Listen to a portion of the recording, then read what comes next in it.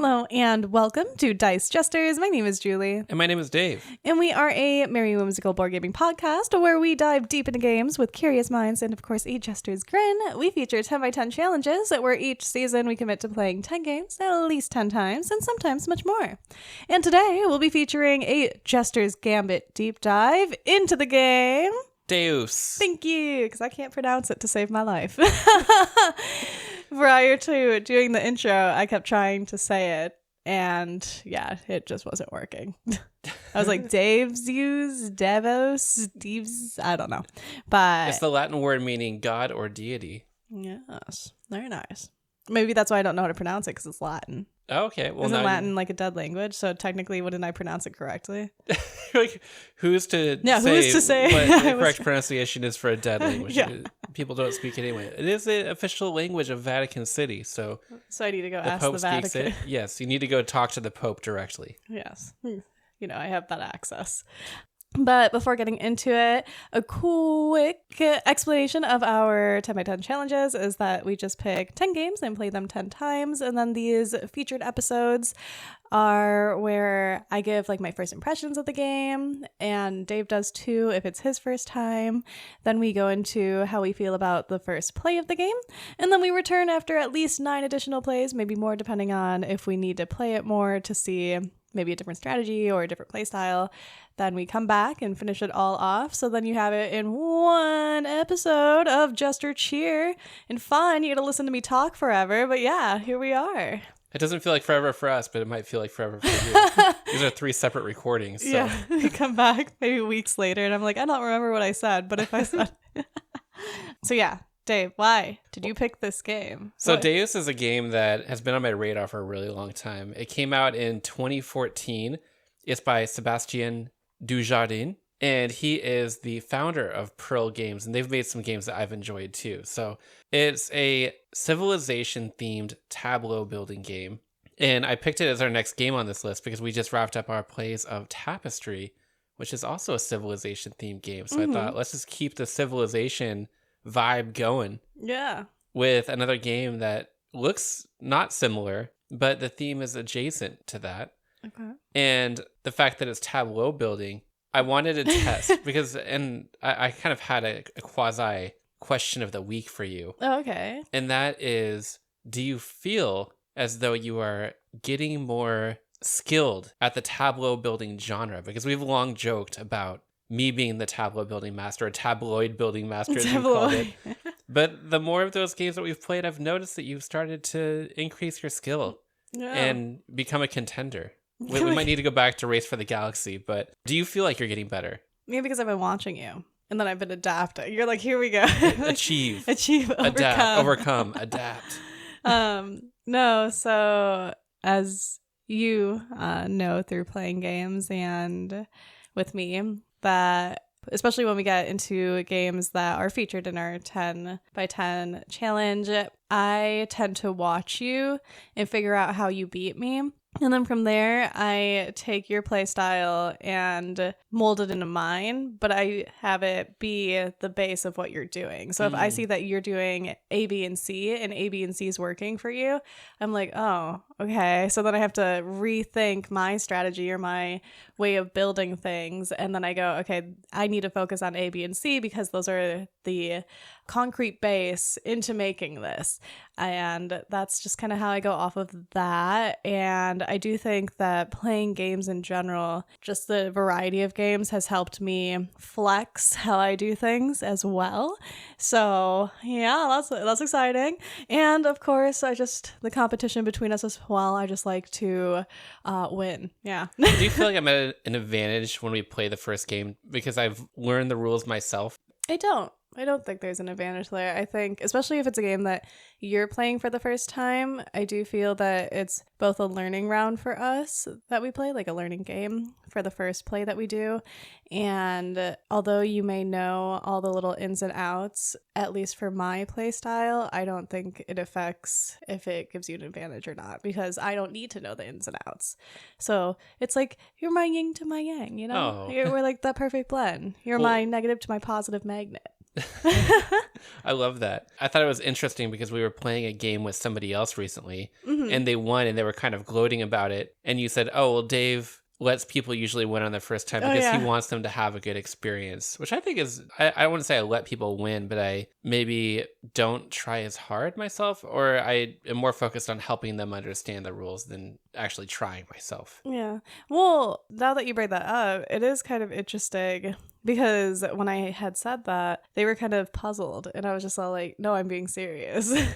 Because you're getting into board games, I do genuinely think that you want to make them have that good experience where they want to continue playing board games. Because that's kind of how you and I started. We started with, what was the first game? Dominion, right? Azul. It was Azul? Yeah. And I think I won or something. And then we played and then you kept winning because you were just like, oh, I have to shorten the game. That's where the competition began. Yeah, it was after I learned, I felt that you kind of went full out. But if it's a new game to both of us, I feel that I'm just learning it, you're just learning it. So I don't feel really competitive that first play. I think we've gotten to the point where together we've played so many games. A lot. It feels like a lot of games to me. I've played more games in the last year or so than I have in probably my whole life. Well, I can for sure say that these are the most games I've ever played in my whole life. I think we've gotten to the point where we learn the rules pretty quick and we kind of already know what to do in the game. And I'd say we're both pretty competitive from turn one of the first game that we play. But I was just curious about that. Looking at the game, what are your thoughts of what kind of experience you can expect from this? So it's funny that you bring up that it's a civilization game because when I was looking at it, I completely forgot the little backstory that you did. And I forgot that you mentioned that it was a civilization game. So I forgot all of that. But looking at it, I was like, oh, it's a civilization game. It looks like you're kind of going around, I don't know, the world, whatever the world is in this game. And you have these houses, you have these boats, these people. So you're trying to have ownership of more land than your opponent. That's the feeling that I got from it. But there's obstacles because it looks like this is like lava. And then you got some water that you have to cross. Lava? Well, it was like, I don't know, it's red. Oh, so the different colors mean different resources that region produces. Okay. And the blue is water, you're right. And Naturally. only ships can go on that. But buildings of other types can go anywhere else. And the buildings do different types of things. Like gives you different resources? They enable... I'm not 100% sure because I still need to read the rules, to be honest. I know enough about the game, but I do know that the different building types will give you certain abilities. And then there are different cards that match the different building types. So it is a tableau building game. You're building cards in front of you that throughout the game will progressively give you more bonuses because you activate all of the bonuses on all the cards of that type that you have in front of you whenever you do that action. Achieve. Adapt. Did I get that right? I did that for the duck game that we played that I never played before, right? I was getting just the game handed to me, basically. And then I was watching what everyone else did, and I was like, I got this. And then I somehow beat the highest score. That's random, but yeah. So, yes, that is what I take from this. It looks pretty simplistic in what moves you do and what you're able to do. But I'm sure as we start playing, it'll be a little bit more in-depth than that. It also kind of reminds me of the game Forge. Fjords, yes. because of the map. Yeah, the map is just similar. Like the art style kind of has, just the same Color palette, maybe. Yeah, there you go. No, I think looking at the game, I have glanced through the rules, so I know enough to speak about my first impressions. But it's a game where you basically are doing one of two things. You're either constructing a building on your turn, or you're discarding cards to get a different kind of bonus. You're doing one of those two things. And I really like strategic games that have very few options of what you can do on your turn. But you need to know how to use those simple actions really well in the game. And I love that it has a map and you're going around constructing buildings. I really like games that have a territory element where we're filling in a map or we're placing things out or building a route or things like that. And I especially love it when it's a shared map. And this one is scaled depending on player count. So in a 2-player game, there are 4 of these map modular pieces that go out and they get reconfigured every game. So it seems like it'll be tight and competitive in this small map that we're competing for these different things. So those are kind of my takeaways and predictions. But having glanced through the rules, it seems very simplistic and clean, which I really love in a Euro game. So that, along with the theme, I think that this is going to be one that we're going to enjoy. Yeah. So let's get into our first play then, right? Unless there was anything that you would like enlighten me about. Any closing thoughts? Any closing thoughts? Words of wisdom? No, I'm good. I'm going to read through the rules really quick, which is a short rule book, and then I'll teach you the game, and we'll come back and talk about what that experience was like learning it together. Okay. Sounds good to me.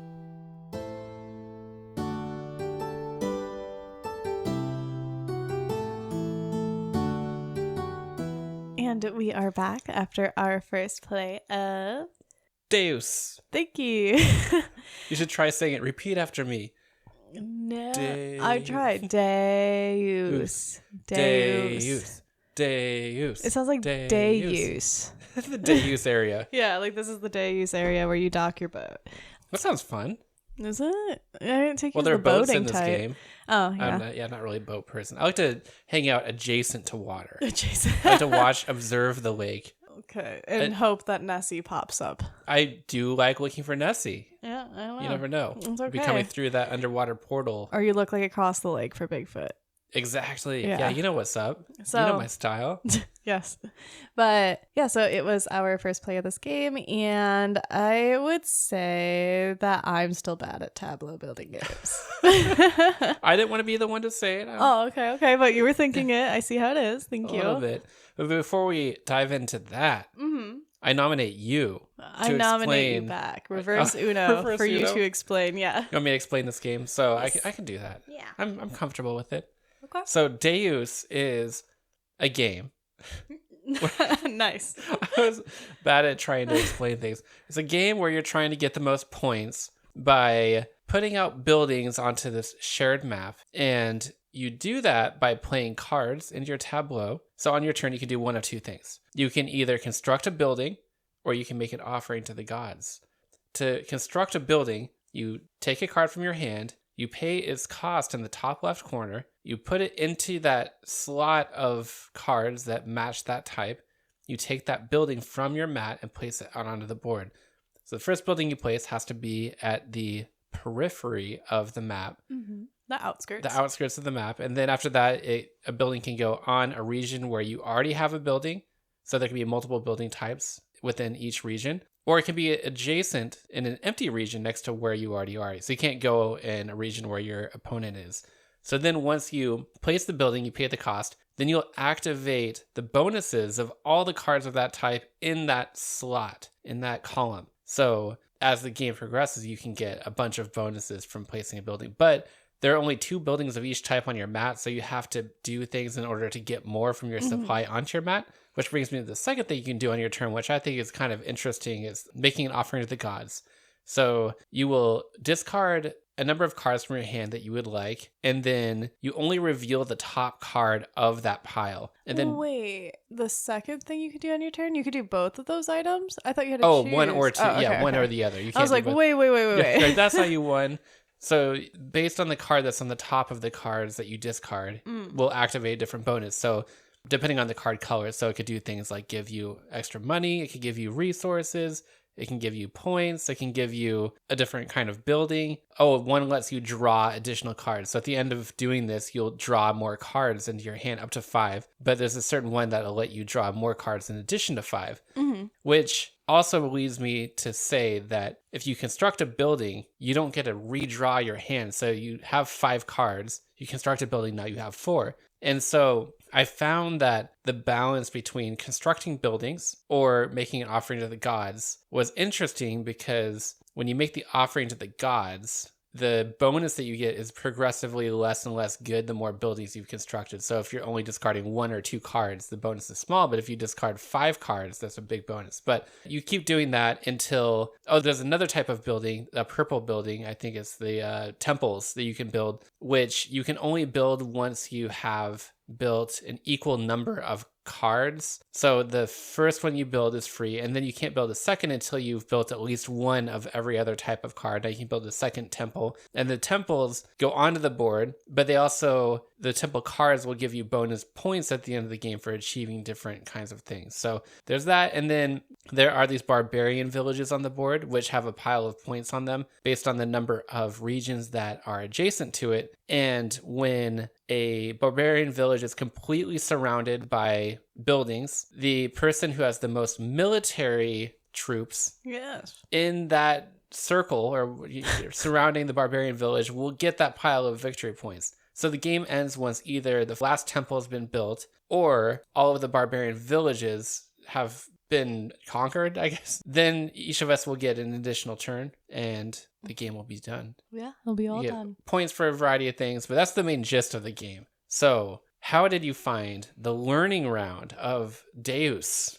I think it was easy, but because I'm not comfortable with tableau building games, I was confused. But I really wasn't confused. I was more so trying to figure out how to get resources, and I saw you over there with all your little green cards to get all your little resources, and I was like, oh, this deck isn't shuffled nicely because I haven't had a green card. So it puts me in a production buildings. Tight situation where I can't get resources, and then I can't do anything. So this first round was like, I feel like I need a redemption because I wasn't able to get resources to lay down cards. And I kind of feel that the game makes it, at least this round so far, of our 10 rounds that we're going to play, the specific one is just a little interesting on how I'm viewing the game because I felt like I was unable to do a lot due to not being able to gather resources effectively because I would have to waste my purple cards to use as a wild to get green resources to be able to even play things. So all of my turns took one more turn to do a turn, as opposed to looking at you when you're like, oh, I'm just going to lay down this green card and get all these resources. And you had all these resources. And I'm like, oh, wow, you had so many resources that when you laid a ship down, you could sell your resources. You were just swimming in resources over there. And I was just like, that's nice. It's very nice. But you were swimming in the military. You had a lot of military cards on. You were able to steal stuff from me, but also you got more of those barbarian bonuses than I did. Yes. Would you say, though, that based on our first play, how do you feel of like the luck factor of this? You mentioned that with the production buildings, but do you feel like that could potentially be an issue in this game, or where do you think we'll land on that? I don't know. I kind of feel like it would be an issue, but I guess if I say that, though, then we discuss other tableau building games, then it's, oh, well, isn't that also luck? True. And I'm like, no, I don't know, because I felt like in previous games, it was a little bit easier to get more cards or more tiles to play with, to choose from. While in this game, it's a little bit more tight as to whether you can get more cards or not. Like you can, but then you have to waste cards to do so. But well, let's say you wanted those cards to build a tableau, because I wanted some of those cards to build kind of a train, and they all worked together. Like my first my first hand was perfect. I was like, oh, okay, all of this works together. I'm gonna do a great tableau. And then boom, out of resources after I lay down like 2 cards, and I was just like, oh, no, I have to sacrifice these stuck. to use the green card ability when you... Exactly. Yeah. And I have to wait for a green card and or a purple card to use the green card ability. Unless you have 4 coins. You can trade 4 coins for a resource. Yeah, for 1 resource. Yeah. That's not helpful, because then I also have to get coins. You know what it kind of reminds me of? I would say luck-wise, and also the decision of how to use cards reminds me of San Juan. Yeah, but San Juan, I feel like you get cards so often that you can... At least I was able to get cards so often, and it seemed like it was pretty even with you getting cards so that you could cycle through it and figure out what you wanted to do. True. It gave me that same feeling of wanting to hunt through the deck to find a certain kind of card, and then having that one card in your hand that's so good, like, oh, I have this temple card, but I can't play it until I've built another row of cards, so I'm just hanging on to it in my hand. And if I'm not discarding it when I'm using the offering for the god, now I'm only drawing 4 cards rather than 5, so it's clogging up my hand and I can't use it right now. Right. So, although I did see some luck in the game in our first round, it seemed like there were enough of other things that you could do that would be beneficial. So, at least I never felt stuck, but I know you felt a little stuck with the resource part. But there were times when I wanted to do something, but I didn't either have the right building to do it, or I didn't have the right resources and I had to figure out something else to do. Yeah, that's why I feel like it was a little bit luck involved. But I do think it's also like the first game too, where it just so happened that this play of the game went where you happened to have a majority of the greens, so you were able to do a lot of what you wanted to do. And Right. I am going into this next 9 plays knowing and or hoping that won't be the case this time around, where you end up with a majority of the greens and I'm sitting there like, yes, this is what I'm doing. Yeah, I'll be interested over all of our 10 plays, how the luck balances out, if it's an issue. And I'm also interested to see what kinds of strategies we find to explore, whether it's good to try to build a lot of the same building, or it seems like the game kind of encourages you to diversify because of the fact that you want to build those temples too. But we'll see. Yeah, we'll see. Because I guess you can end the game, right, by finishing all the barbarian places. Right. So is it a game where you can rush it, or are you... I saw that a little bit, because I could see if you let the game drag on too much, you can get some pretty powerful engines going in your tableau that can give you a lot of points too. So yeah. So there's lots to look into this game based off of this first play. For sure. Well, why don't we stop talking?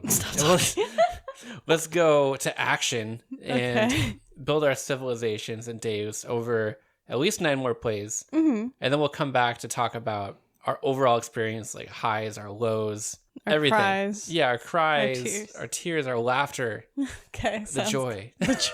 Like, you're going to keep going. I know, you're just going to keep describing this.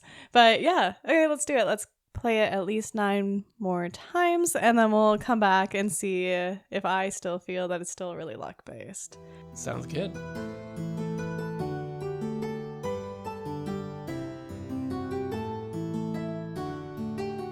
And we are back after 9 additional plays of Deus. Thank you. Why are you laughing so hard? Why am I laughing? Okay, well, hey, that's not me laughing hard, okay? Me laughing hard is like popping people's eardrums. But I'm laughing because... Adapt. Wow. No, there was no Achieve. adapting. There was no achieving. No, I thought I overcame, okay? That last game was not fair. How is it not fair? It was not fair. It was just not. I don't want to talk about it. You're like, that's the whole purpose that we're recording, is to talk about it. Okay, so let's talk about the game that we tied. We did a great job. You're like, no, let's talk about stats. All right, so I lost. Really, really bad. Really bad. I don't like tableau building games. I don't get them. Do you not like them, or are you not good at them? Well, see, it's funny because in our initial introduction, I was asking if you feel like you've gotten better at tableau building games. We throw it. So let's start there. After playing this tableau building game, how do you feel in your skill set of the tableau building genre? In the tableau building genre? I don't know. I guess I don't know what games. Oh no, Lost Cities? Is Lost Cities a tableau building game? No, it's not. It's just a card game. I don't know. I thought I was getting better. San Juan. Oh, I'm good at San Juan. You are. That's a tableau building game? Mm-hmm. Okay, I think I psych myself out. I think as soon as I know it's a tableau building game, I tell myself I'm going to do bad, and then I do bad. Is it because I told you that it was a tableau building game? I think so. I think moving forward, don't tell me it's a tableau building game. That's a good point. If I hadn't have mentioned what it was, in terms of mechanisms, do you feel like you would have gone in with a different mindset and maybe things would have gone differently? Yeah, maybe, because we played a game recently that was kind of like a tableau building game, and I did good at that. I can't really remember, but yeah. So after looking at the quote-unquote good score for the game, I guess I feel a little less bad. So an average good score for this game is 50 to 60 points, which I was pretty close and or right there. 50 points? Yeah, 50 points. I was right there for most games. And then the final game that we played, the final play that we played for the game, I was at 61. Correct. Yeah, So, your average was 43.5. So you're just the better tableau builder. That's what it is. The tableau building You're just master. adding salt into my wound. You know what? That's okay. That's okay. That's My okay. average was 51.5. Yes. It's okay. You want to play Aquasphere? Okay, that's a good example of one that you're really good at. It's okay, Dave. You don't get as many wins, so I understand that you want to be on that pedestal for a little bit. That's okay. You can have it. I'll be happy for you. I don't know why tableau building games just don't work for me, because I assume that I have a good little train going, but I guess I don't. I don't know. I don't know. I don't know what to tell you. We played these 10 games, and then I tried something different so many times. The first initial games, I was quote unquote getting distracted by a rat. Oh, yeah. Because I was getting distracted by the barbarian villages and trying to end the game that way. And then I was just like, oh no, let me just take my time, really work these purple buildings, like the god buildings or god temples or something, whatever they happen to be. And then I was like, oh, I'll do that. And then I did that. And I was like, oh no, that just gives Dave more time to put his little engine in process. And then I was like, okay, well then I'll rush it. And then I did. And I was like, oh wow, I got barely 40. And I still won that one. Thank you.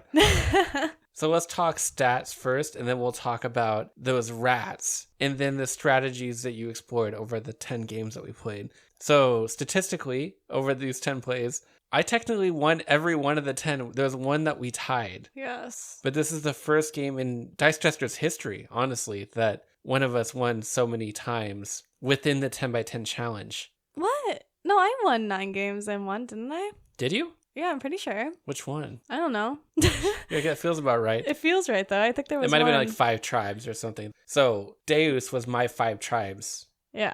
Like, you beat me a lot of times in that game. Yeah. It felt like that. But now that we got that out of the way, I'm the clear winner of this one. That's fine. I take my wins when I get them, you know? It don't come around every single time that we play. So when they do come around, I'm like, yeah, this is my game. I'm so good at this.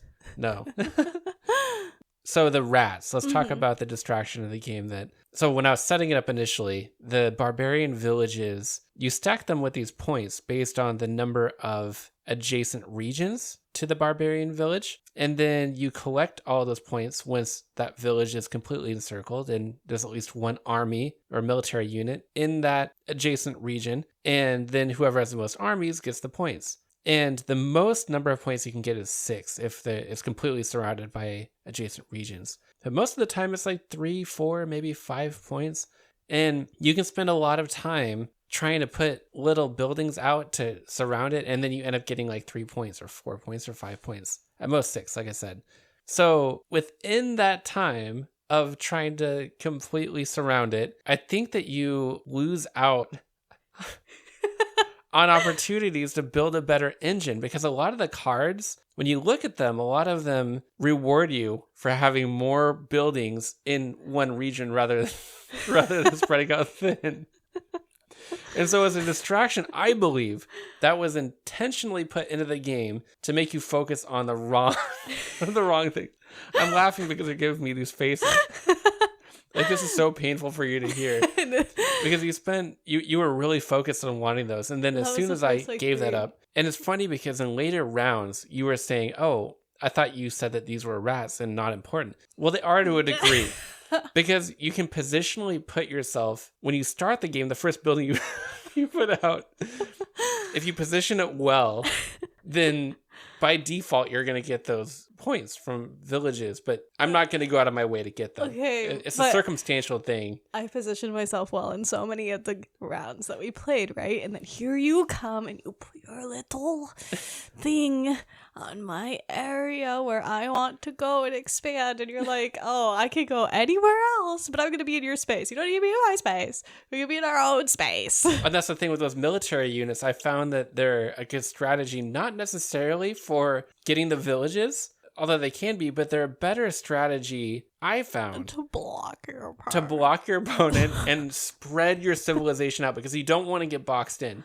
And in fact, the rules say that once per game, you can spend 3 points to place a building on an empty region on the edge of the board anywhere so that you're not blocked in. But I never had to use that once, because I'd use those military units to rocket ship across the board. I love how you're like, I'm just so good, I don't have to use it. And then I would have access to new areas of the board where I could spread out. But I also found that in this game, I wasn't so focused on spreading completely across the board. If you can get it focused and you can build up those little regions where you have them, where there's like 3, 4, or 5 buildings within that same region, there are cards that will significantly benefit you with money and points. Which, by the way, I found that money is really good to have money in this game because you can spend 4 coins to get any resource. There were plenty of rounds where I had no resources, but had all this cash, and then I could just spend it on building more buildings. I think this is the first game where our opinions of this are dramatically different. Right, because I thought it was very luck-based. I remember saying that. And it's funny because you said, oh, you're just better at luck-based games. Now, well, by definition, you can't be good at luck-based games if it's all about luck. Oh, no, man, you want to get a die? You're like, what are you talking about? And I'm all like, no, let's get a coin. You want to flip a coin? I'll be right 90% of the time. I guarantee that. You're like, how? And I'm like, I have learned to flick my thumb a certain way to get it to land a certain way. No, we can prove this. We'll prove this after this so you can see that I'm telling the truth. Okay. And then we'll bring it up in like a later episode if we remember. So or maybe someone else will remember and ask us. Do you feel like there was too much luck in the game? How did it impact your gaming experience? I don't know. We're coming straight off that last game where I really genuinely thought I was going to win. What was the score for the last game? 61 to what? 64 to 61. Oh, okay. So we're coming off that game where I was confident that I was going to win. I was like, ooh, I got points here and I did the purple because I felt like you couldn't just do one or the other. You had to do both. Like you had to get points from the board and you had to get points from the purple cards, the end of game points, if you wanted to truly succeed in this game. So I did that and I was just like, yeah, I feel confident. And then I thought I got more points than you. Somehow you got more points than me, and I don't understand how. I should have recounted your points because I was keeping track of your points the whole time. And I was like, oh, yeah, he only has like 20 some. I'm good. I'm in the 30s. And then here you come out of nowhere, just creeping in with extra points. But anyway, I don't remember your question because I'm just... Oh, your perception of the luck within the game. Yes. So it's okay. It's okay. After I figured out how to just cycle through my cards a little bit better, Exactly. I was just like, oh, it's pretty mitigated. Especially because you could use one of your cards upside down in one of the variation. Yeah. And use it as any color if you wanted to. So that helped that as well. But ultimately, I only played one game where I used that variant. And otherwise, I would just wipe my hand. I like that we didn't establish that we're using the variant. I just told you about it, and you're like, oh, I can actually do this, right? This in the rules. Yeah, technically, we can use that variant. So, yeah, my perception of the luck, too, because by nature, tableau building card games have luck in them based on the cards that you get in your hand. But I do feel like this one allowed you to cycle it, because if you had nothing in your hand, there was at least something you could do. You could discard them for the favor of the gods, and one of the abilities in your hand is likely to benefit you, and at the very least, you're going to redraw a hand of new cards. And in fact, one of the abilities let you draw additional cards for cards that you discard. So you could get up to a hand of 10 cards. And then within that, there's going to be something that you'll be able to utilize, and you might have money that you can use for a resource, and then you can get that building down. That'll trigger bonuses. So there weren't any points in the game that I felt completely stuck. Sure, there were a couple of moments where I had the wrong cards in my hand or I didn't have the right resources, but I was soon able to figure it out. There was a few moments that I could use my whole hand, and then I'd have one left that I didn't want to give away or do anything with, but I didn't have enough resources to lay it down. So that part stressy depressed me a little bit, because the way I set it up, it would have been perfect if I could have laid that card down, but I couldn't. So then I would have had to waste the card to then in turn get more cards and or some type of resource or whatever color that card happened to be. And then the other item that I noticed that I personally got stuck with was there were some hands where I had 4 purple cards, like 4 god cards, I guess, right? Is that the temple cards? Yeah, the temple cards, yeah. And one non-temple card, and I was just like, nice, what do I do with this? So I'd have to wipe it, and to me it felt like a wasted turn, because I could have been starting and putting buildings down onto the map instead of having to cycle through the cards to try to get something that was useful. So there was a few turns throughout the 10 games that we had played that I personally felt were wasted due to the hand that I drew. Yeah, I can see that. There was, I think in our latter game, one of the couple last rounds of it, there were like 2 or 3 turns in a row where I just spent my time fleshing out my cards. But then the benefit is always nice. And then you also get a new building out onto your player mat, which I did really enjoy that restriction of the game, that you couldn't just continuously play the same building, with 2 aspects. Number 1, you couldn't place the same building within the same region. And then number 2, you had to have that building available on your mat. So you start the game with 2 of each. And then once you do 2, you'll have to take a turn to discard in order to get another building. So I thought that that was a really good way of balancing out, not just taking overpowering moves where you could do anything that you wanted. Even if you had the resources for it. If you don't have the building, you can't place the building. Another thing that changed for me over the course of our 10 plays is, in the beginning, initially, I think I was focused on trying to get those temple cards out on my player mat, which give you the endgame points, but they don't do anything else for you. So I did find in my later plays, I completely ignored the temple cards until what I consider to be maybe the last 2/3 of the game, because there's enough of them in the deck that you can just toss them aside. You can burn them for discarding to get other favor of the gods. But once you've built up your engine and you have buildings out on the map and you've spread yourself out, now you can focus on cycling through the deck, finding temple cards that fit something that you've done, and then play those out. And then you get those temples out on the board that then end the game. And it's interesting that I can't remember any of our 10 games where the game actually ended by the barbarian villages being completely out. It was once, I think. Oh, was it once? I think I did it, and you were like, wait, what? But I still lost. Yeah.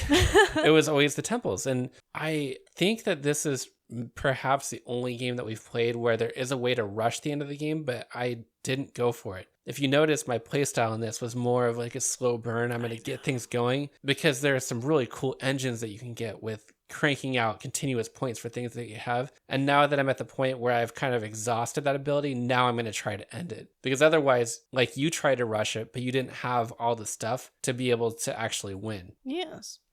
I also think that that is an interesting take that you had just said, because when I got my hand of cards, I was like, oh, okay, here's this temple card. I'm going to base my strategy around this temple card instead of just doing something and then hoping that I get something later. So it seems like that's what you did, and that worked a lot better. Yeah, most of the temple cards can work toward the end of the game no matter what you've done, with the exception of a couple that give you points for having specific resources. I was almost never able to use those because I didn't have enough abundance of one type of resource to make that worth it. Yeah, I feel like I restricted myself. Maybe it didn't fit into your natural way of thinking. I don't know. Well, the way I played fit into my natural way of thinking, which is restriction. Like, very restrictive thinking, you know? Like, I am very creative, but I also am very self-critical.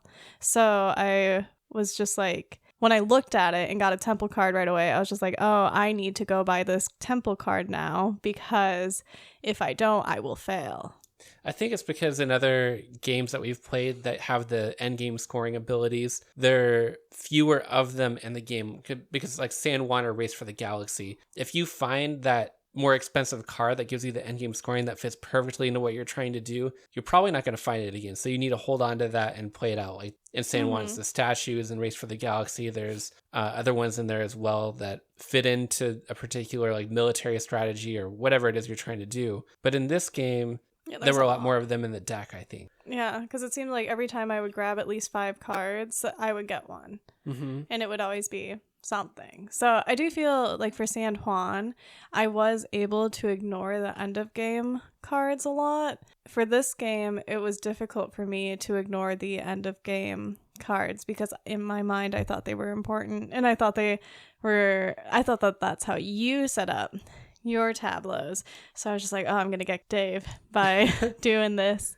And then obviously not. So I think if we go back and play it, I would try it to where I would just do stuff and then hope that the end of game score matches what I have done. Well, that leads me to the question of whether this will be crowned by the court's laughter and bestowed upon the jester's shelf, or given a fond farewell with trumpets and tumbles. You're talking about potentially in the future you would do something. Will there be future plays of this? And this is something I've been going back and forth on how you would respond the entire time that we played.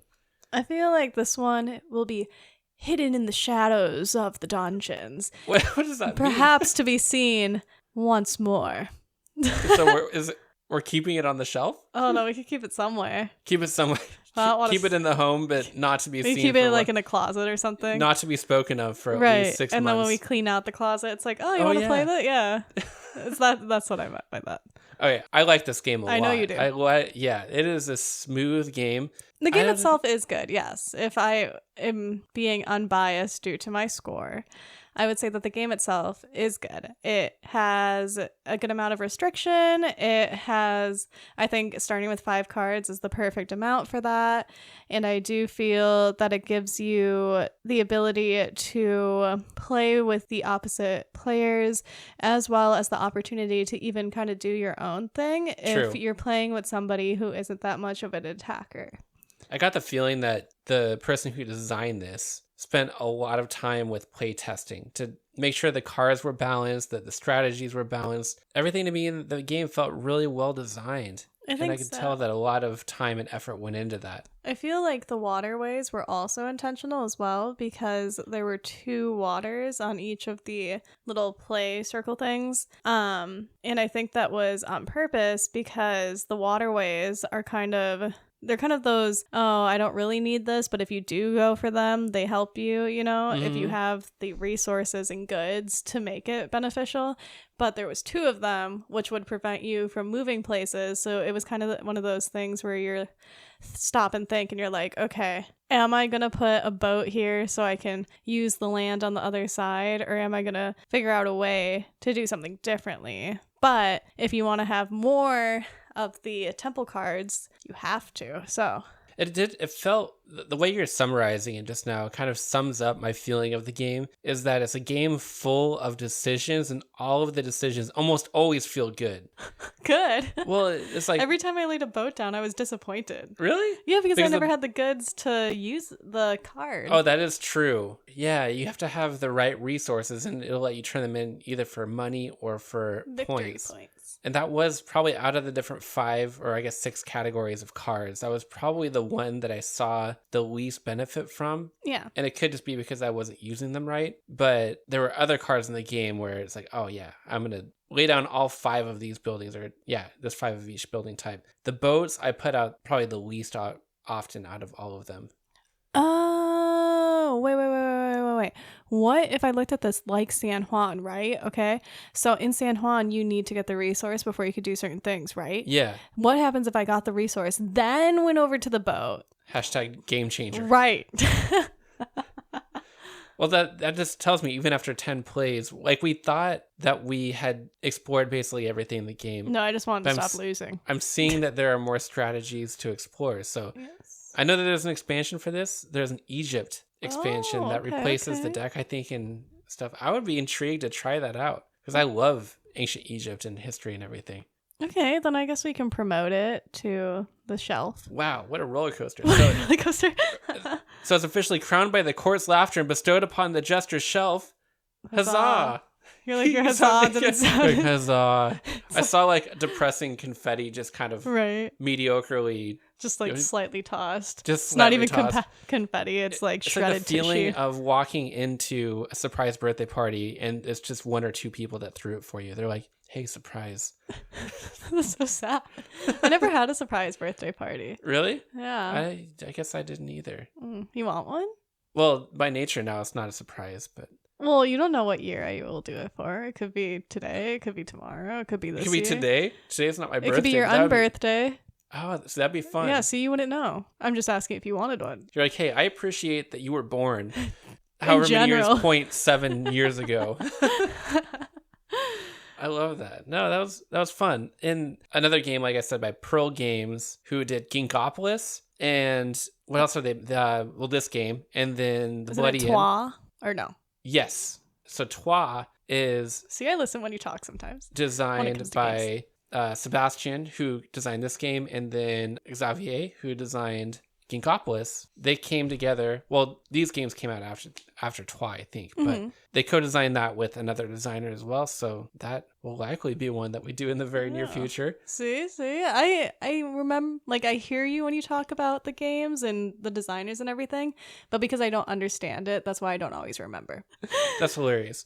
What I was gonna say though is I did see similarities between Ginkopolis and Deus for sure in playstyles, because they're both very clean resource management / area control kind of games. They gave me similar tableau building too. They gave me very similar feelings. And ironically, or not so ironically, I was really good at both of them. So, but I do think TWA, you would be the better of the two at. Is it not tableau building? It's not tableau building. It's on a shared board, and you are, well, it's dice drafting, but you have your own dice, but you can purchase other people's dice to use on your turn. It's dice drafting. Mm-hmm. Okay. I think you're going to be really good at that one. So I'm feeling that. Thank you. Thanks for putting that out there. Well, thank you for taking the journey with me into the land of Deus, which I can't wait to return to. Yes. Thank you for showing me Deus. There, I got it right. You got it. What was the other one that I couldn't pronounce? It was Targi? Targi, yes. Targi, yeah. Targi was the other one that took me a while too. But yeah, and thank you as the listener for joining us this week as well. Be sure to join us next week as we have a New Year's special. Here's actual colorful confetti for you. Pew pew. 2025 coming to an end. Right, going into 2026. So what we're going to do for it, or at least hopes, if you don't want to spoil it, you don't have to listen. If you want to hear what we're going to do, feel free to continue listening. But we're going to do like a ranking. So I have now played, a decent amount, like at least 50 different games. So we could do 86. Nice. So it won't be like 100 ranking, but it'll be a ranking, and then we'll kind of do a little fun. I think Dave is going to listen to the previous year episode to see our predictions, because we had made predictions last year. So we're gonna see if ththose predictions came true or not. Maybe we'll make a wish this year and see if our wish comes true, Eliza. Okay. Okay. And then so we'll do that, and then I don't know, we'll have fun with it. And that will release on Tuesday still. I know that New Year's is Thursday, but we're just gonna release it early. I think it's Wednesday. Is it?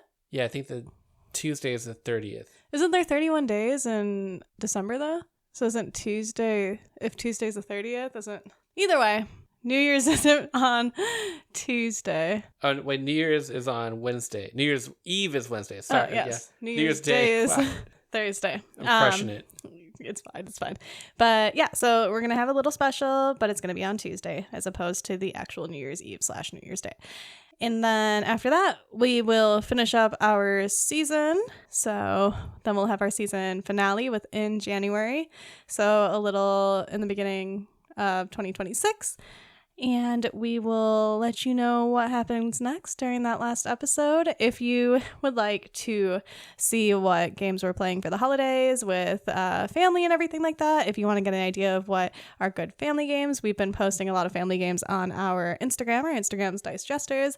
If you want to see some behind the scenes action or hear about what we do that isn't game related, and or see some videos that Dave makes, that is on our Patreon. Our Patreon's Dice Jesters. And as always, be sure to play games with the ones you love.